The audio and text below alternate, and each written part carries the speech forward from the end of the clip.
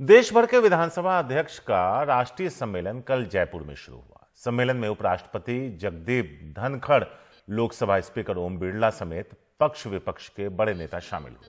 सम्मेलन में उपराष्ट्रपति समेत अधिकतर वक्ताओं ने न्यायपालिका को आड़े हाथों लेते हुए जमकर निशाना साधा। उपराष्ट्रपति धनखड़ ने कहा कि संसद कोई कानून बनाता है और उसे न्यायपालिका रद्द कर देता है। ऐसे में क्या कोई भी कानून तभी मान्य होगा जब उस पर कोर्ट की मुहर लगेगी।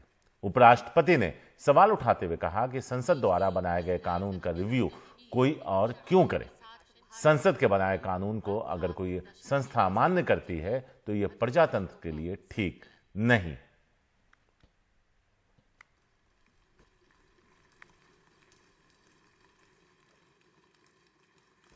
मेरे मन में तो कोई शंका नहीं है। आप विधानसभा में न्यायालय का फैसला नहीं लिख सकते। You cannot script in legislature a judgment of the court. उसी भावना में court cannot legislate. It is as clear as anything else.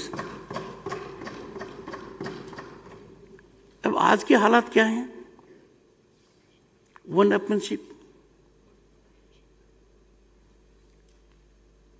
public posting from judicial platforms, ये ठीक नहीं है। These institutions must know how to conduct themselves. There can be interaction, there can be deliberations. But using these platforms for public consumption, मुझे बड़ा आश्चर्य हुआ जब श्रेष्ठ न्यायालय के न्यायाधिपति गण ने अटॉर्नी जनरल को कहा कि हाई कॉन्स्टिट्यूशनल अथॉरिटी को मैसेज दो, friends, I have declined to entertain the attorney general on this point. I can not be party to emasculate the power of legislature, and I have been soldier of judiciary. I have highest respect for judiciary. 1973 में केशवानंद भारती के case में supreme court ने basic structure का idea किया कि parliament constitution amend कर सकती है पर बेसिक स्ट्रक्चर को नहीं। With due respect to the judiciary, I cannot subscribe to this. This House must deliberate. Can this be done? Can Parliament be allowed that its verdict will be subject to any other authority? When I assumed the office of Chairman Rajya Sabha, in my maiden address मैंने कहा, and I'm not in doubt about it, ये नहीं हो सकता। न तो executive कानून को देख सकती, it has to follow it, और न जुडिशियरी इंटरवेन कर सकती। यदि अगर संसद के बनाए हुए कानून तो किसी भी आधार पर कोई भी संस्था मान्य करती है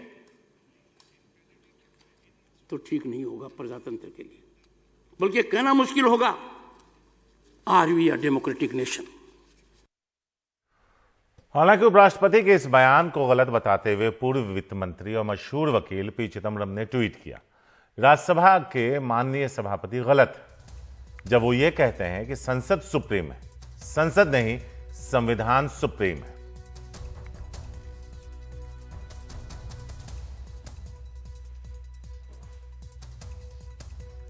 हर्षा कुमारी सिंह हैं हमारे साथ इस बारे में ज्यादा बात करने के लिए। सीधे हर्षा के पास चलते हैं। हर्षा, ये टकराव नया नहीं है। जजों की नियुक्ति को लेकर भी एक लंबा टकराव चलता रहा है। कानून मंत्री भी कई बार सार्वजनिक मंच से कहते रहे हैं। सवाल यह भी है कि जब संसद में कुछ फैसले होते हैं तो वो देश हित के साथ साथ राजनीतिक हित को भी ध्यान रखा जाता है, चाहे सरकार किसी की भी हो। ऐसे में न्यायपालिका एक ऐसी जगह है जहां का दरवाजा कोई भी जाकर खटखटा सकता है।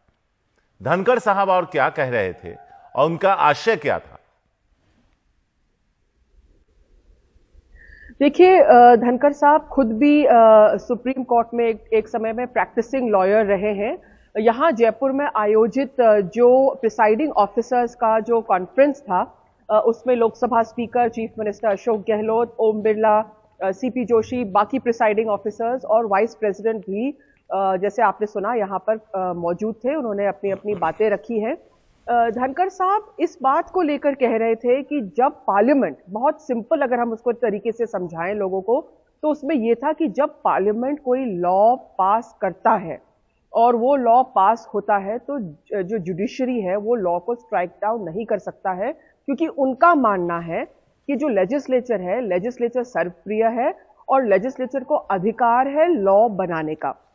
लेकिन जैसे आपने कहा कि इसमें हो सकता है कभी कभी किसी के राजनीतिक हित को रखकर, मद्देनजर को रखते हुए कोई लॉ बनाया गया है, तो उसमें फिर लोगों के पास क्या अपील रहती है? लोगों के पास सिर्फ अपील रहती है कि वो जुडिशरी के पास जाए, क्योंकि अगर किसी राजनीतिक दल का मेजॉरिटी हो जाएगा लोकसभा में, राज्यसभा में, तो जाहिर है कि राष्ट्रपति को भी उस लॉ पर अल्टीमेटली साइन करना पड़ेगा।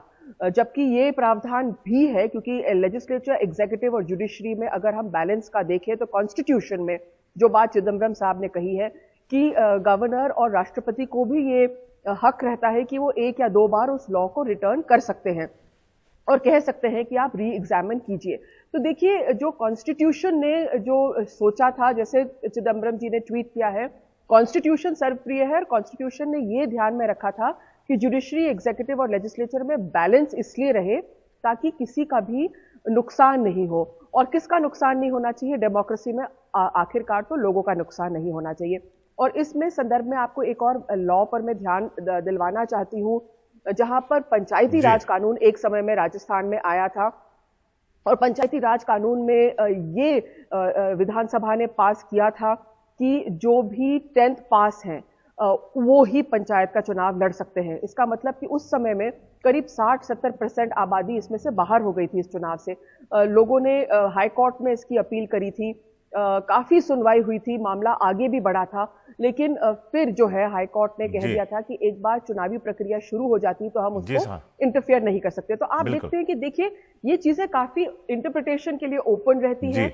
हाई कोर्ट ने उस समय में कैसे इंटरप्रेट किया, आज जो वाइस प्रेसिडेंट है वो कैसा इंटरप्रेट करके अपना तर्क रख रहे हैं, तो अलग अलग इंटरप्रिटेशन होते हैं। और लगता है कि आज की डेट में, क्योंकि उन्होंने ये डिबेट छेड़ी है, तो आज की डेट में आज हम और भी प्रतिक्रियाएं इस पर सुनेंगे और देखेंगे। शुक्रिया हर्षा विस्तार से बताने के लिए। और इस बीच आपको बता दें कि लोकसभा के अध्यक्ष ओम बिरला भी वहां मौजूद थे, उन्होंने भी न्यायपालिका पर निशाना साधा। साथियों, जैसा सबने चिंता व्यक्त की कि संसद और विधानमंडल के अध्यक्ष हमेशा न्यायपालिका का सम्मान करते हैं, उनके अधिकारों का, उनकी स्वतंत्रता का सम्मान करते हैं, लेकिन उसके साथ साथ हमारा यह भी मानना है कि संविधान में जो मर्यादा दी है उस मर्यादा का पालन न्यायपालिका भी करे। न्यायपालिका से भी अपेक्षा की जाती है कि जो उनको संवैधानिक मैंडेट दिया गया है वो उस मैंडेट का उपयोग करे, लेकिन अपनी प्रत्यक्ष शक्तियों के प्रथनकरण और संतुलन को के सिद्धांतों को बनाने में भी सहयोग करे।